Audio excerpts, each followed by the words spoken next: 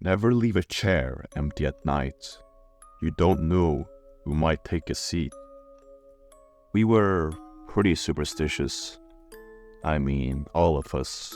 My mom, my dad, grandparents and teachers, neighbors, coaches and bus drivers. We lived our lives by many traditions that might seem naive and old-fashioned at first glance. But there is a simple reason for us having them though. We all lived fine and well, obeying the communal gut feeling, and it never disappointed as long as we listened to our sayings. But not all of them sounded as inherently disturbing as the empty chair, of course. Some were just signs we looked out for. For an example, if there's a butterfly in your house, that would mean you will get visitors soon. Others were little tricks that could ease your life. If you wanted to make visitors leave your home, just pour a little salt into their shoes and that will do the trick. Well, some others were also very disturbing, I guess. Like, if you lean over a railing, the devil will grab you and pull you towards the ground. But we can't really fact check it, unfortunately. As I said, there were many of those phrases that they kept repeating so nobody would ever forget them. But the one I've heard the most in my life happens to be the one about the chair. Never leave a chair in your bedroom empty at night. Dad repeated it every night like a prayer when I was just still little. And Mom would come back later in the evening to make sure I had a backpack, some books, or even just a jacket lying on my desk chair. I only had one chair, and that was my desk chair. And as I grew older, they didn't need to remind me anymore. The phrase was just deeply ingrained into my brain. I can still hear Mom's footsteps at night though. I suppose she wanted to be really sure that nobody would take a seat next to me at night. When I was younger, I didn't understand why this was so important to everyone I knew. To me, there was just one simple solution to the whole hex altogether. Well, to simply not have a chair in your room anymore. You don't really need it when you have your bed anyway, except for maybe doing your homework. However, removing the chair is not an option. Removing the chair is not an option. And there's a reason for that too, of course.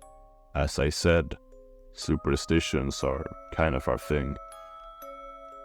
As terribly afraid as the people of our community were for getting an empty chair, they were even more anxious of what might happen if you don't have a chair at all. You would want to have a space for someone that might visit.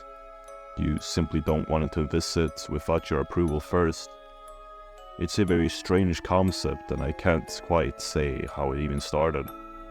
I suppose it's something our village people made up a long time ago.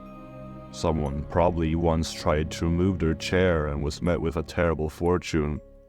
And so they took the risk of having the chair in their rooms with items stacked on top of it. I never cared for the strange ideas and superstitions of our community much. Not until I understood what happens when you don't listen to them. You can never have every single member of a community obeying the same rules. Some people are inherently against going with the flow. Risk takers, show-offs, and adrenaline junkies. Then you had the ones who never listened much as kids and grew up not caring for old traditions. Especially when they read and watch all kinds of horror stories and start to realize that something isn't necessarily scary just because someone says so. I suppose many kids now just think that the whole saying is a way for their parents to make sure that they keep their rooms clean. And so of course, there were the ones who initially kept the chair, or even more, welcomely empty for whoever might visit at night. They would call themselves brave. We called them cautionary tales, 'cause they would all regret it when the visitor came. The story I know the best is the one of Billy Tucker. Billy never cared much for any of the tales the older ones would tell. Billy liked to tempt fate more than anything else. While he lived with his parents, they made sure he was safe even if he didn't approve of it. Eventually, Billy would grow older and bought his own little home in the same street as us. The very first night that he would sleep alone there, I suppose he forgot about the chair, or possibly he just wanted to see what would happen if he ignored the phrases that he had been told his entire life. I saw him getting his mail the following day. He looked tired and disturbed. He told me he kept thinking there was someone inside his home, but that wasn't possible. Nobody ever broke into a house around here. He told me he heard someone whisper into his ear to wake him up. When he would look around, he saw nothing but a jacket that wasn't there before, hanging by his closet. You know, it was probably my ma. That woman is anxiety personified, Billy joked back then. That was the first day.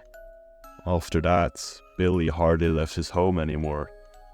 I'd see his parents stop by at times to bring him food, but he never stepped outside. Apparently, he was slowly but surely losing his mind. It lasted a week, until his parents found him hanging from his bedroom closet. It was a devastating tragedy for sure, but I wasn't completely convinced that it had anything to do with a chair. Billy had been troubled as a kid, that was no secret. However, whether I really believed in it or not didn't matter. My gut feeling had merged with the one of the community.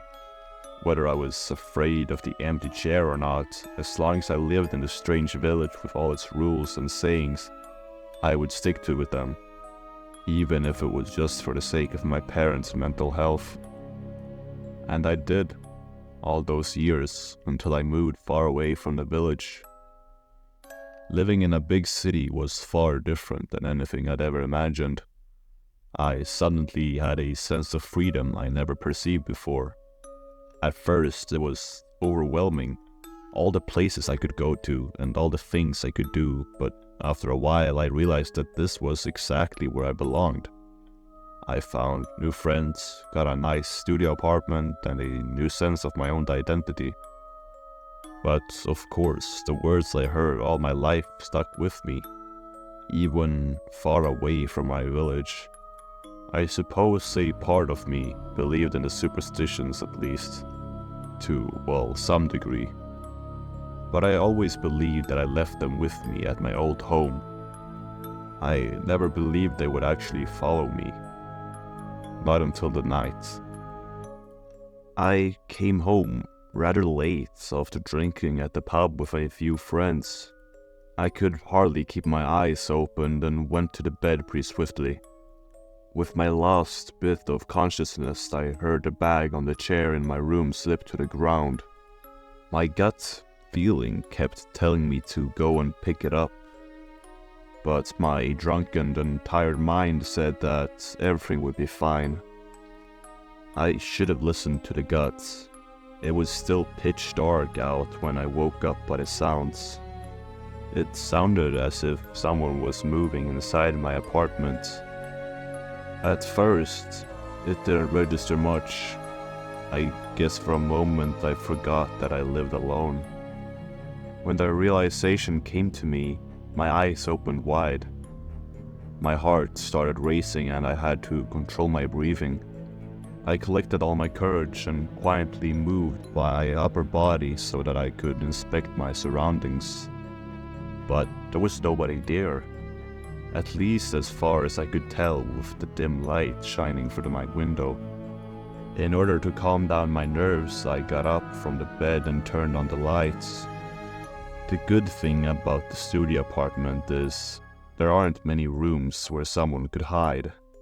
I checked behind the counter or my kitchen aisle. I checked under my bed and in the bathroom. There was no sign of someone being inside. Until I saw the coat rack. Most of my jackets are black, so I didn't notice it right away. but there was a coat that didn't belong to me as well as a black top hat. My eyes moved to the ground, and then I saw the big leathery shoes with dirt underneath them. My entire body started shaking. Hello? I called out into the empty room, but there was no response. Of course, I called the police and they checked every single corner, but there was not a single sign of anyone breaking in. As they arrived, the coat and shoes were gone, but I still saw the dirt stains on the ground. The police were clueless. I'm not sure whether they thought I was insane or on drugs, but finally they left and I was alone again. Part of me wondered if I possibly dreamed it all, or if I mixed it up, and thought that one of my own coats were mine. But in the end, I knew I was just lying to myself. Someone had been in there, and it was my own fault for leaving the chair empty. I figured there was one simple solution to my problem, so the following evening I made sure to stack enough items on top of the chair to make sure that nobody even would think about taking a seat in there. To me, it seemed like a decent plan, considering the ridiculous superstition I was following. I didn't realize, however, that there wasn't going back after you messed up once. That's exactly what happened to Billy. On the first night, you questioned the act. You can't believe that there could be anything true to that old saying, and how could it? You make yourself completely paranoid. The following night, I was still confident, at least to some degree. The fear was still very much present, but I believed to have a solution. I had books and clothes stacked up upon my chair, and after a couple of hours of tossing in my bed, I managed to fall asleep. What you don't realize is the effect that the visitor has on you. It starts nibbling on your mind. If you invite it inside once, it learns your scent and it will continue coming back each night. It doesn't matter where you go or if you stay up all night, it won't stop until your mind can't take it anymore. I knew that. I'd heard all the stories. I just never believed how cursed we really truly were. That night, I woke up by the sound of a whisper. The words made no sense to my mind, but they were near and I felt thoroughly unkind. A hand was caressing my face, but when I opened my eyes, there was nobody. The next day, I thought about staying with a friend, but I was afraid I might burden them with the same fate. If it followed me, it could follow him. So I got to a hotel instead. But I woke up when I heard a hollow laugh. It didn't stop until the sun came up. For days, I didn't sleep. Wherever I went, I knew it was there with me. It was chewing on my mind and swallowing my free will. As the days progressed, the whispers became more clear. It was as if it was pulling me over to a side where we could communicate, a side where I could make sense of its words. Come with me. You won't be missed. Your choice has already been made. The voice was omnipresent. It kept whispering and laughing until every moment of my life was drained in the color of nothingness. I didn't eat, I didn't sleep, I didn't feel. I was just afraid that if it pulled hard enough, I wouldn't be able to come back, just like Billy. We were pretty superstitious, all of us were. We all lived fine and well, obeying the communal gut feeling, and it never disappointed as long as we listened to our sayings. I thought about that. When every other thought in my mind stopped making sense, I thought about the things I was told ever since I was a child, the words that might even be able to help your life. It was a long shot, but the visitor was always polite enough to leave its shoes and coat by the door. So I remembered an old saying: if you want a visitor to leave your home, leave a bit of salt poured into the shoes. That will do the trick. I don't know how permanent the trick is, but last night I finally slept on my own again. Thank you guys so much for listening to this story. Please like, subscribe, all of that stuff. Leave a comment, some criticism if you will. I really do appreciate all of it. And I'm so thankful for every comment and every like. I'll see you guys tomorrow.